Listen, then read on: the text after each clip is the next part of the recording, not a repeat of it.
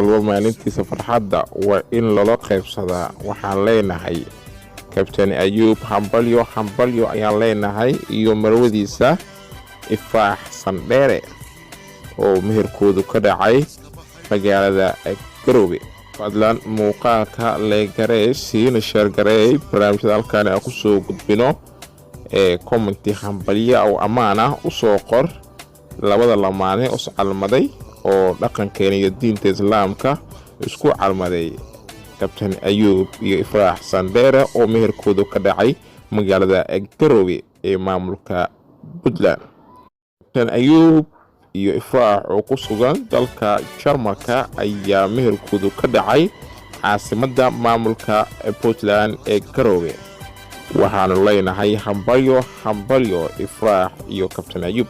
Kabtan Ayuub ayaa ka mid ah dadka baraha bulshada dhalinyarta baraha bulshada aad ku isticmaala uguna caansan dhalinyarta aad ku isticmaasha barta Facebooka iyo TikToka.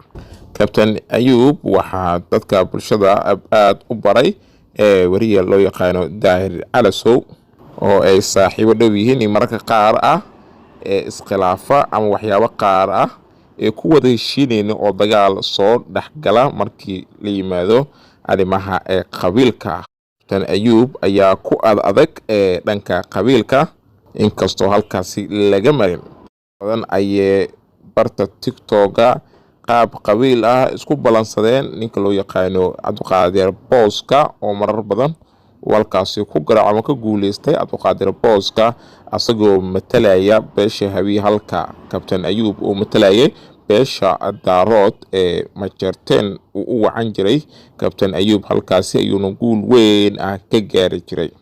arooskooda ugu weynaa wuxuu ka dhacayaa dalka Jarmalka dhawaanaha soo socda. waxaan leenahay Kabtan Ayuub iyo dumaashadeena Ifraax Sandheere waxaan leenahay hambalyo guur qeyr qaba Allah idinka dhiyo ilmo xalaal ah Allah idinka siiyo amiin. waxaan idinka teenaa sidaas nabadgelyo muuqaalka leegaree siina share garee barnaamijyada halkaan ku soo gudbin.